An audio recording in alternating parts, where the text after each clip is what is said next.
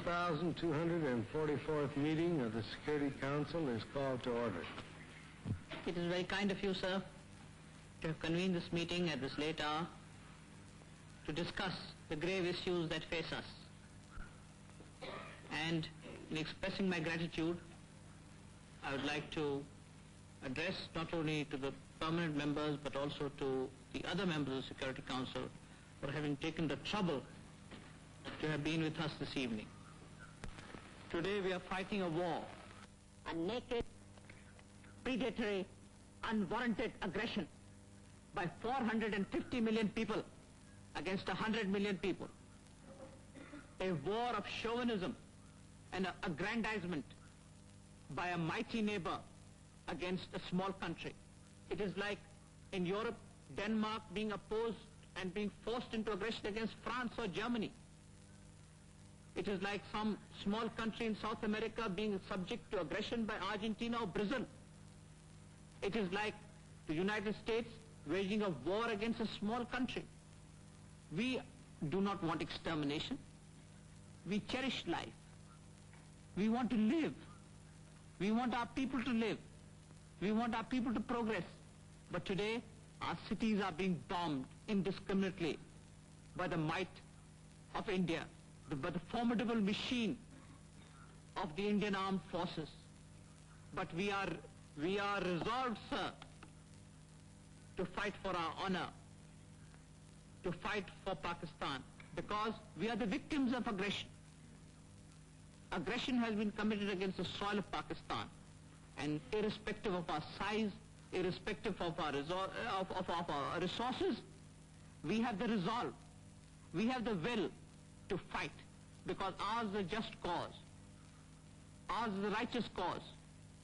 We are wedded to principles, we are wedded to our own pledges, we believe in the right of self-determination, a Wilsonian right, as I told you this evening, sir, a concept which has unleashed the whole of Asia and Africa. It is a phenomenon that cannot be stopped, and that is why we are fighting. We are fighting with our backs to the wall, but we shall fight. We shall fight with all our determination, irrespective of the odds and irrespective of all the forces that are pitted against us. So we want good neighborly relations with India, we want peace with India, we want friendship with India, but that peace and friendship must be peace of honor. It must be peace of a self-respecting sovereign state. India must accept that. India must know that peace can only be established on the basis of self-respect and honor, on the basis of our own commitments, on the basis of our own pledges, on the basis of our own promises to the people of Pakistan, to the people of India, to the world at large, and above all to the people of Jammu and Kashmir. Jammu and Kashmir is not an integral part of India. It has never been an integral part of India. Jammu and Kashmir is a disputed territory between India and Pakistan. It is more a part of Pakistan than it can ever be with India, with all her eloquence and with all her extravagance with words. The people of Jammu and Kashmir, sir, are part of people of Pakistan. In blood, in flesh, in life, kith and kin of ours. In culture, in geography, in history, in every way and in every form. Irrespective of our size, of our resources, we shall fight to the end.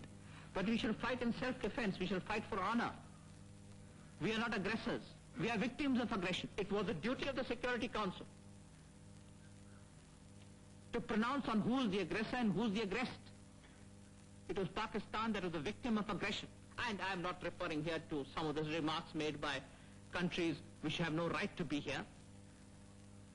They are not even countries. But I am referring to the great powers.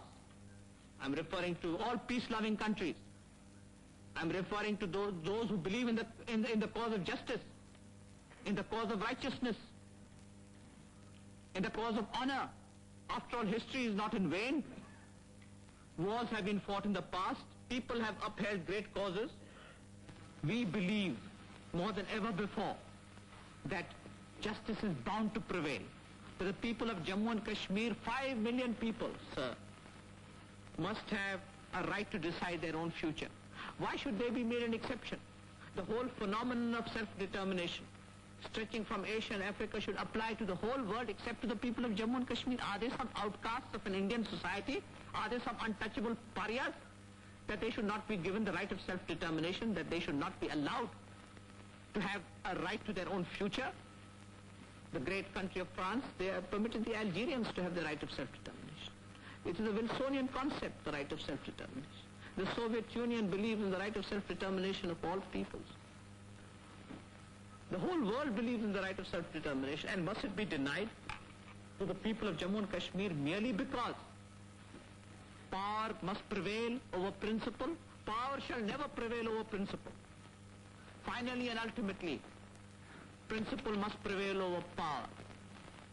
This is a Christian concept. It is an Islamic concept. It is a civilized concept. And those nations who do not believe in such concept, they must face the ultimate consequences.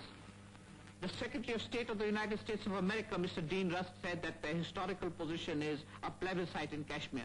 On the one hand, you have the whole world arrayed on the cause of right and justice and morality. On the other hand, you have a war machine, an arrogant and a chauvinistic state, breaking its pledges, breaking its promises, and wanting to destroy the will and the spirit of our people. The will and the spirit of our people can never be destroyed, Mr. President.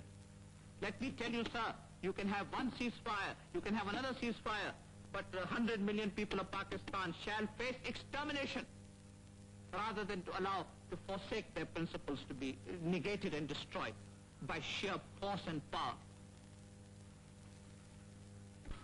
I have received a message from my president, which I would like to transmit to you after having made these remarks. They read as follows. Excellency, I have the honor to transmit the following message from the President of Pakistan, which I have received from Rawalpindi at 2 o'clock EDT, 11 o'clock Rawalpindi time today. It begins. Pakistan considers the Security Council Resolution number 211 of September 20th as unsatisfactory.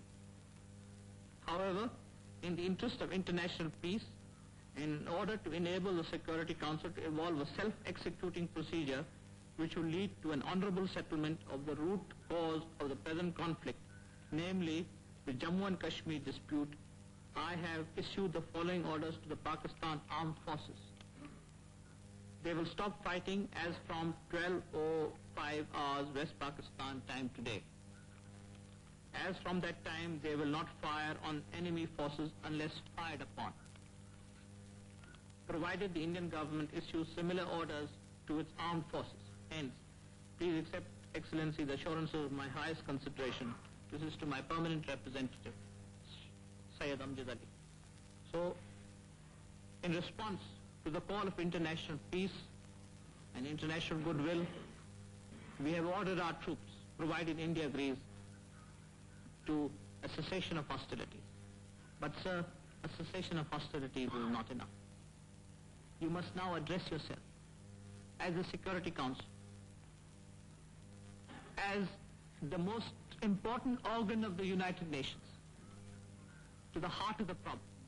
For 18 years, you have played and toyed with the future of Kashmir. You cannot any longer play and toy and make a plaything out of 5 million people. It is your moral responsibility, that of the Security Council, to address itself to a meaningful and a lasting solution of the problem of Jammu and Kashmir.